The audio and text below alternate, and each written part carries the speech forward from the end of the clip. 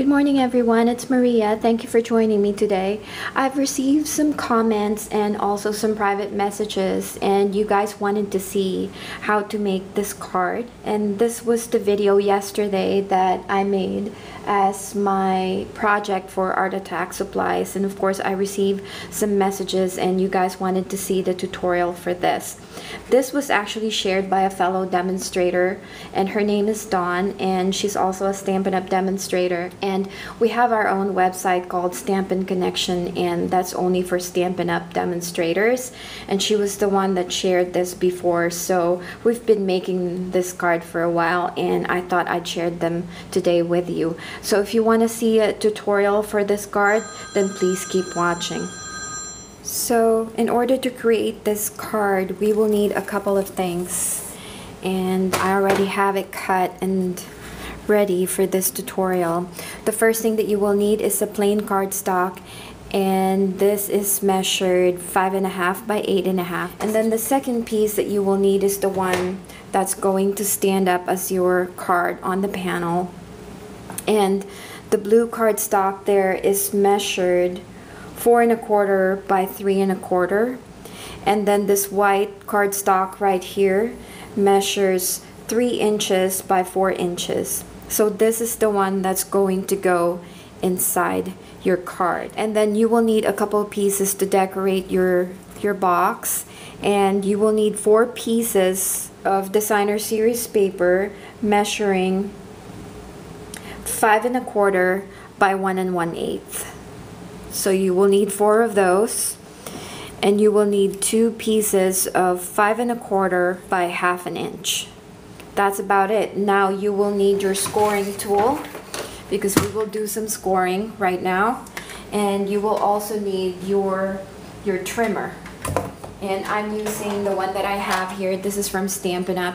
This is important because we're going to cut a slit, which is this.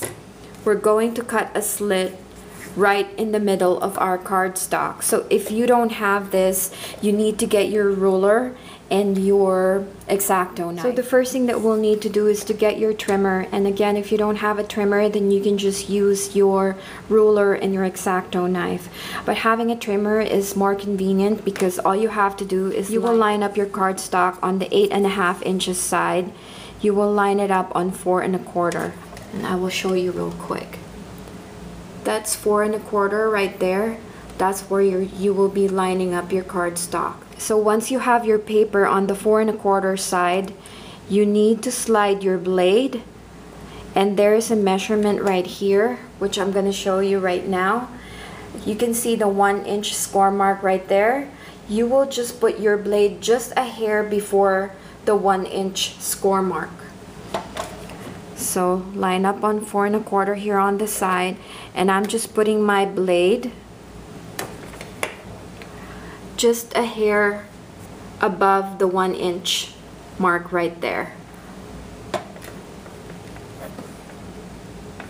So it's just on the 1 inch, and press your blade and cut it up to 4.5, or just past 4.5, just a little bit, just the tick mark on the 4.5 side, as you will see there.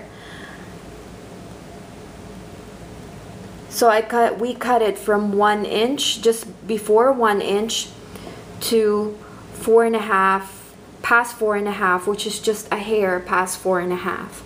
And this is what you have.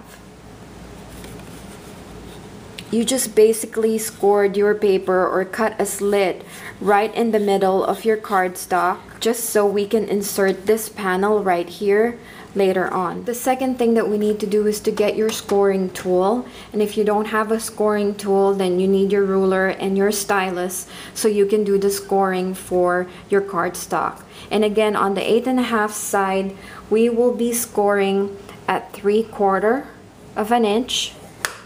And then the second score is 2 1/8. The third one is 2 7/8.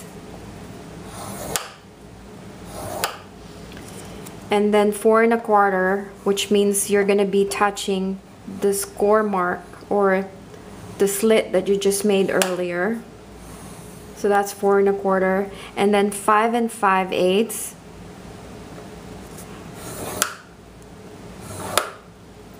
6 3/8, and 7 3/4.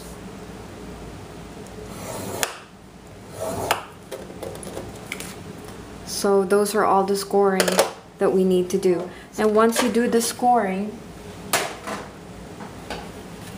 all you have to do is use either your bone folder or your fingers to just burnish your score lines.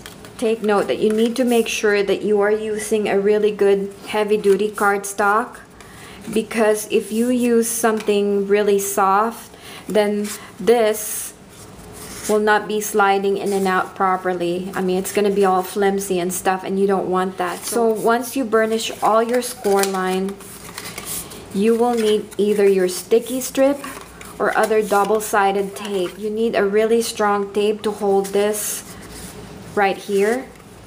So I'm going to get my sticky strip and I'll be right back. So as you can see, I just have my score tape here. At the very bottom of your box, you need to put your tape right at the bottom part. And over here, you need to put your sticky strip right before your score line. So that's how it looks like. It's very important because these two will meet eventually, like so. This is going to fold. So those two pieces will meet eventually. So you need to make sure that your tape on top is just before the score line, and your tape at the bottom should be touching the bottom of your cardstock. That's all you need to do. And before you put your panel, you need to stamp this already. You need to do whatever you need to do to put your sentiment or your stamp image and things like that, because once you insert it inside, there's no way that you can take it out. So you need to stamp your panel right here and just before you put it inside your card. So that's what I did over here.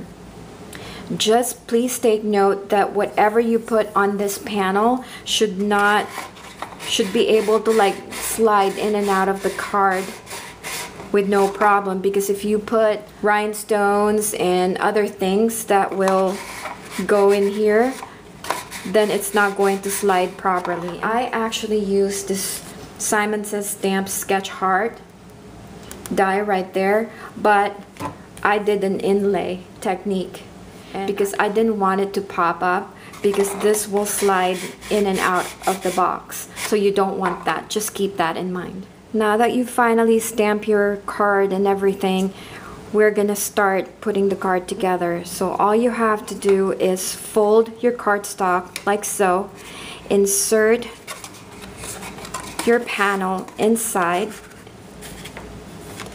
and then flip it like so.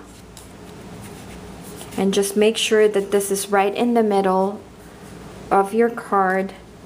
Fold this piece right here and take off the backing for your tape. And then make sure your card is right in the middle and just place it on top of the sticky strip. And as you can see, it's still there. You're just attaching your panel like so. And then fold this, and with this piece, take off the backing for your tape. And you're going to fold this part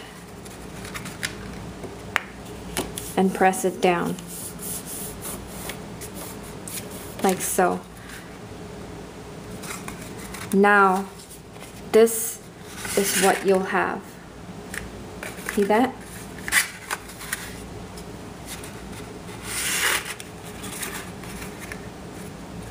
So that is how you create this box. Now once you've done this, then you can get your designer series paper and start decorating your card. You can put any sentiment you want, like I did over here for Mother's Day, and I decorated this with the grass die with the love you script die there. Happy Mother's Day sentiment. So that is how you make this card box. So I hope you guys enjoyed this video and found this tutorial helpful. If you have any questions, please don't hesitate to contact me, and I will be putting all the information, the measurements and things like that on the information bar below. And please give this a thumbs up if you like this, and I'll see you on my next project. Bye for now.